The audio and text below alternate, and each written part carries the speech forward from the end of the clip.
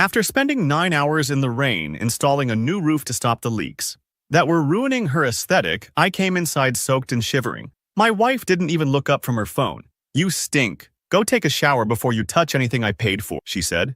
Then she added, loud enough for her sister to hear, "Sometimes I wish he'd fall off that roof and save me the trouble." I got angry and showered in silence. Last week, she called me 37 times.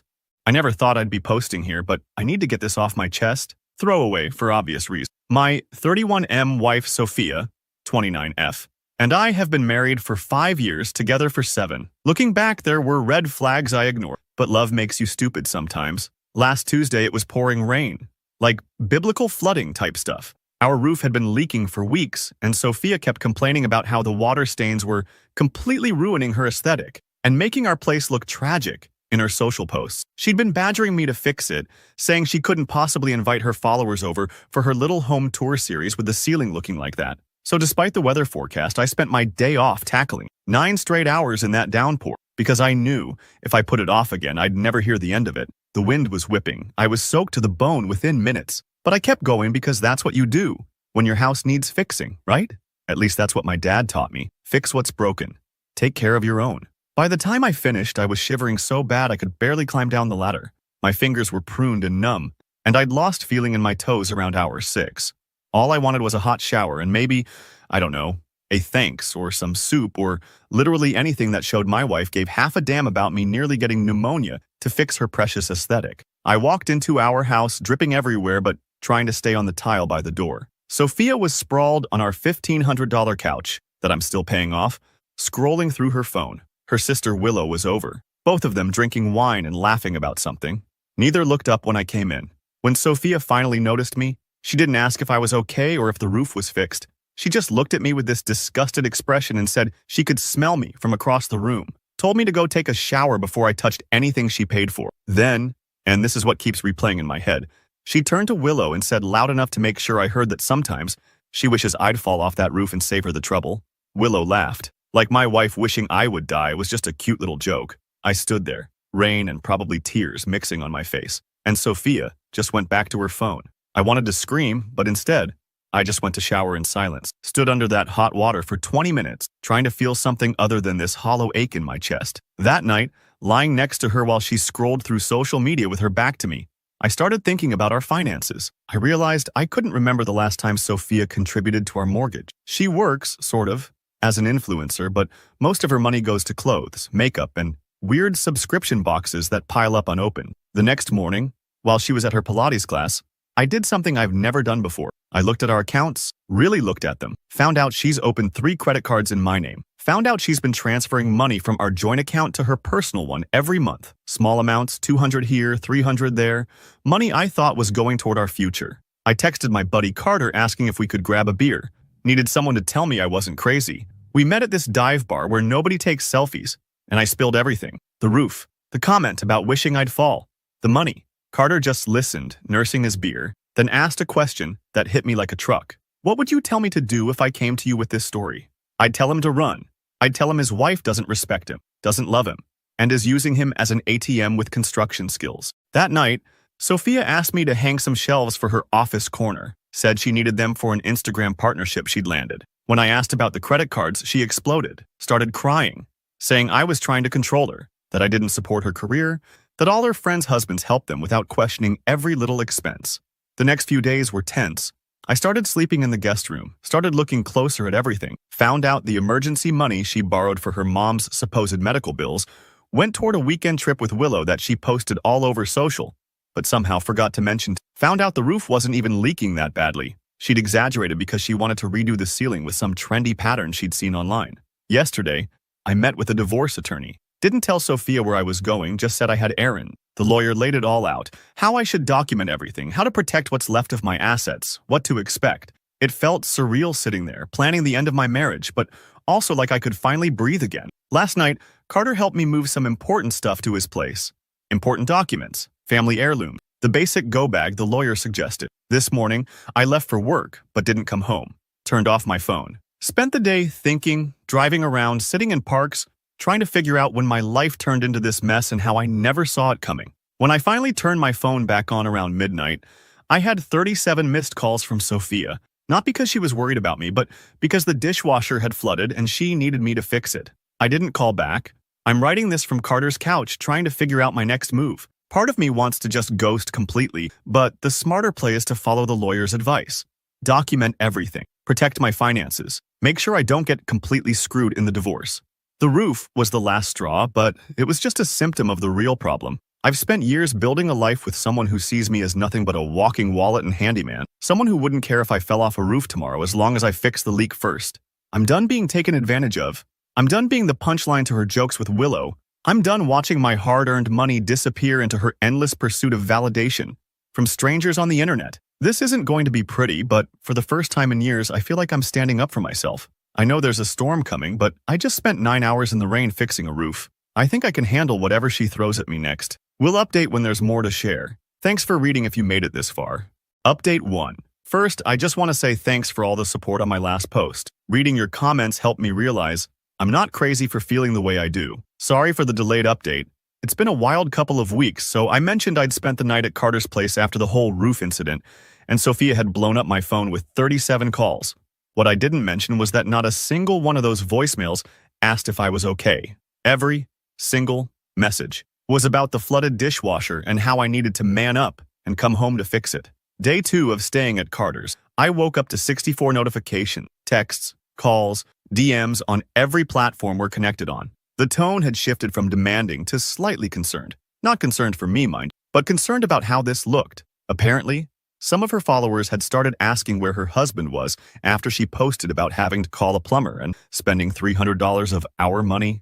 Meanwhile, I was following my lawyer's advice to the letter. First order of business: finances. I went to my bank and opened a new account at a completely different bank. Had my paychecks redirected there. Then I started combing through our credit card statements from the past 2 years. What I found made me physically sick. Remember those 3 credit cards in my name I mentioned? Turns out there were actually 5, with a combined balance of just over $24,000. Most of the charges were for online shopping, spa treatments, and weekend business trips I'd never heard about. There were also several large transfers to someone saved in the payment history as just D. I took all this to my lawyer, who just nodded like she'd seen it 1,000 times before. She helped me file fraud reports for the 2 cards I genuinely didn't know about, and started building a paper trail for the divorce. By day 4, Sophia's messages turned desperate. She'd called my mother, who I'd already briefed on the situation. Mom never liked Sophia anyway. She'd shown up at my workplace looking for me. She'd even filed a missing persons, which the police quickly closed after I called them to explain I was fine, just taking space from my marriage. That's when things got interesting. Carter and I were grabbing dinner when his phone lit up with a text from Willow. Apparently, Sophia had been telling everyone I was having a mental breakdown, that I'd been acting erratic for months, and that she was worried about my dangerous behavior. Carter showed Willow the screenshots I'd taken of the credit card statements, the fraud reports, the bank transfers, the 37 voicemails about the dishwasher, but not my well-being. The next morning, Willow called me directly. She sounded different, hesitant, almost embarrassed. She started by apologizing for laughing at Sophia's roof comment. Then she dropped a bomb. Sophia had been in contact with her ex, Damien, for months. Not just casual contact either. Willow had seen messages pop up on Sophia's phone during a girls' night, messages no married woman should be receiving. When confronted, Sophia had laughed it off as just harmless flirting that boosted her engagement numbers. I asked Willow who D might be in Sophia's payment apps. The silence before her answer told me everything. After a week of radio silence from me, while gathering evidence and getting my ducks in a row, I decided it was time to go home, not to reconcile, but to establish the new normal according to my lawyer's strategy. I needed to be in the house for legal reasons, needed to document our belongings, and honestly, I was tired of imposing on Carter.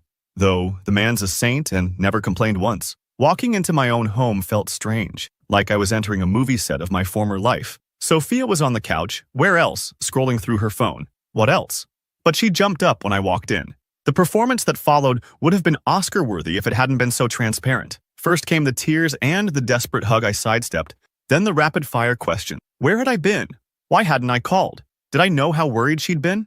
Then, when she realized I wasn't playing along with the concerned wife act, her tone shifted. She reminded me of all the things she'd done for me. I'm still trying to figure out what those were. She brought up how she'd supported my dreams, by which she meant not actively sabotaging my career. She even tried to make me feel guilty about the dishwasher flood that had apparently ruined her favorite shoes. I set my bag down, looked her in the eye, and told her I knew about the credit cards, about Damien, about the money transfer. Her face went through about 12 expressions in 2 seconds, finally settling on defensive anger. The next few hours were a blur of accusations, gaslighting, and some truly creative rewriting of our marital history. According to Sophia, I was controlling. I was stifling her creativity.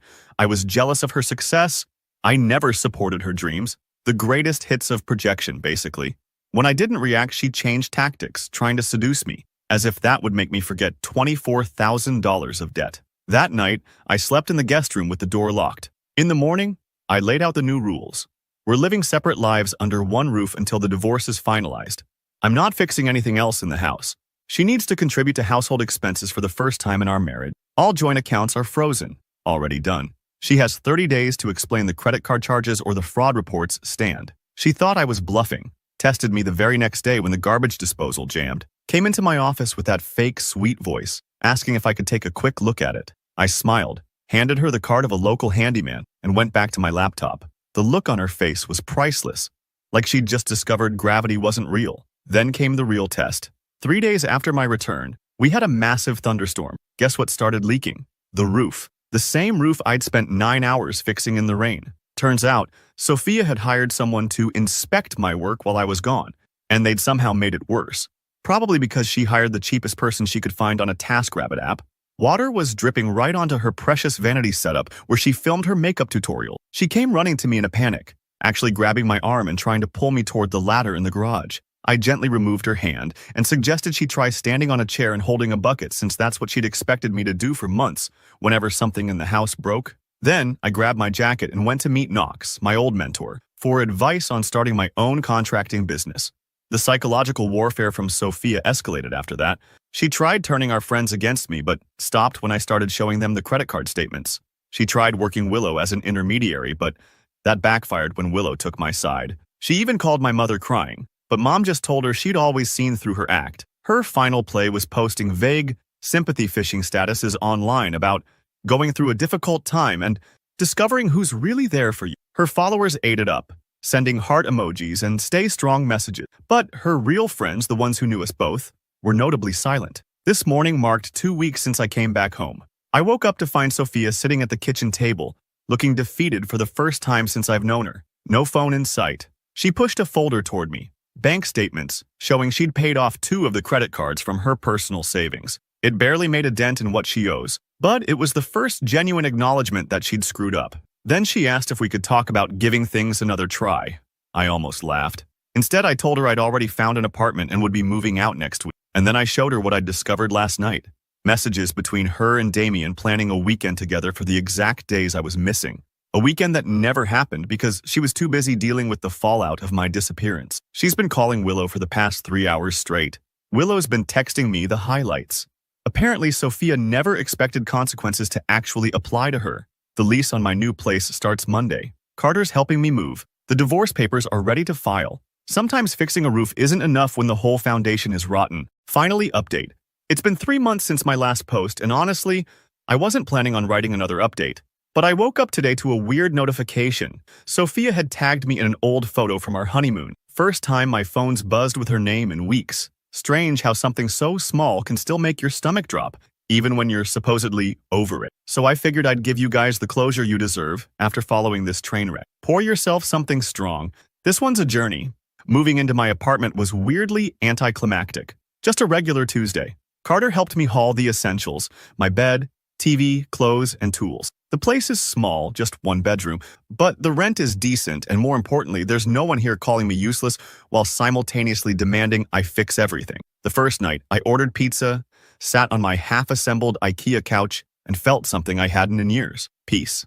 No walking on eggshells, no critiques about crumbs or fingerprints, no passive-aggressive sighs when I wanted to watch sports.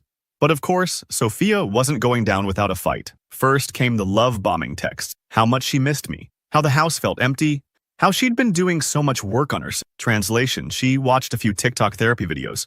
When that didn't work, she tried guilt, photos of leaks I wasn't there to fix, screenshots of plumber estimates that were bankrupting her, sad selfies with captions about healing from betrayal that her followers ate up like candy. Meanwhile, Damien resurfaced. Remember him? The mystery D from her payment apps? Apparently, once he realized Sophia might soon be single, and mistakenly thought she'd have money from the divorce, he was suddenly very interested in rekindling things. Willow caught them having lunch at a cafe near my house. When confronted, Sophia claimed they were just discussing business opportunities. Yeah, right. What kind of business gets conducted with footsie under the table? Willow's words, not mine. The divorce proceedings started getting real about a month in. The look on Sophia's face when she realized I had documented everything was almost worth the $24,000 in credit card debt she'd racked up. Almost. Her lawyer, some dude fresh out of law school who kept calling me sir, despite being maybe 3 years younger, tried arguing that Sophia contributed significantly to the household in non-financial ways.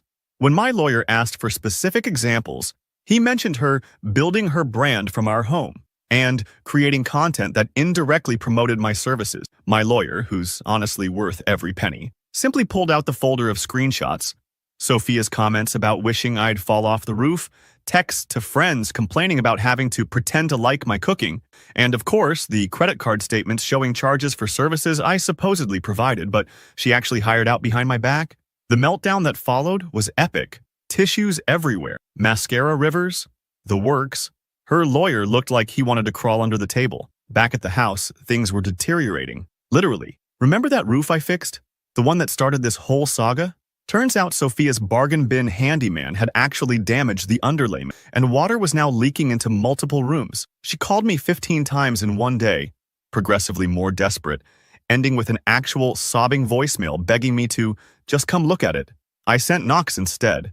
He's semi-retired now, but still the best roofer I know. He quoted her $7,000 to fix it properly, about $6,000 more than she expected. According to Knox, she actually tried to flirt her way to a discount on my 62-year-old mentor, who's been happily married for 35 years, to a woman who could bench press both of us. The financial reality began hitting Sophia hard around week 6, with me no longer bankrolling her lifestyle, paying for all the household fixes, and covering the mortgage while she spent her income on clothes and makeup.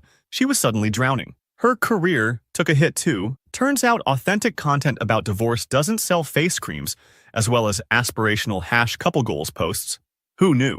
She tried moving Damien in to split costs, but that lasted all of 9 days before he bailed. Apparently, he was expecting the pre-divorce Sophia, the one with the seemingly endless budget for dinners out and weekend trips. The real Sophia, the one who now had to check her bank balance before ordering takeout, wasn't nearly as appealing. 2 months in, we had our final settlement meeting. Sophia showed up looking different. Less makeup, simpler clothes, dark roots showing in her usually perfect blonde. For a split second, she looked like the girl I'd fallen for years ago, before the filters and fillers and facade. That glimpse of the real person underneath the influencer veneer almost made me falter. Almost. The terms were fair but firm. The house would be sold, debts divided equitably, meaning she took the credit card debt she created, and we'd split whatever was left from the house sale after the mortgage was paid. Given the housing market and the now extensive water damage, that wouldn't be much. She tried one last Hail Mary, claiming emotional distress and asking for more support. When that failed, she finally signed the papers. I thought that would be the end of it. Sign, separate, move on. But life's rarely that clean. Last week, I was at the hardware store picking up supplies when I literally bumped carts with Sophia. For a second, we just stared at each other like we were seeing ghosts. She looked tired. Not Instagram filter tired chic, but genuinely exhausted. Her cart held basic cleaning supplies, ramen packages, and a plunger. Mine had power tools and materials for a deck I'm building at Carter's place. We ended up grabbing coffee. Awkward doesn't begin to describe it. She stirred her drink for a solid minute before telling me the house was officially on the market, listed well below what we'd hoped due to the extensive repairs needed. She'd found a small studio apartment she could afford on her own. She'd gotten a part-time retail job to supplement her declining social media revenue. Then she said something I never expected. She apologized. Not a manipulative, self-serving apology, but a genuine acknowledgement that she'd treated me like crap, that she'd taken me for granted, that she'd focused so much on appearing perfect online, that she'd forgotten how to be decent offline. I didn't say much, just nodded and wished her luck. As we were leaving, she asked if I'd looked at any of her recent posts.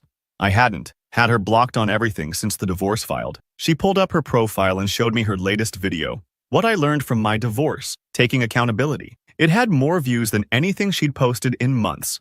Walking back to my car, I felt strange, not vindicated or smug, just released. Like I'd finally set down a weight I'd been carrying so long, I'd forgotten it was there.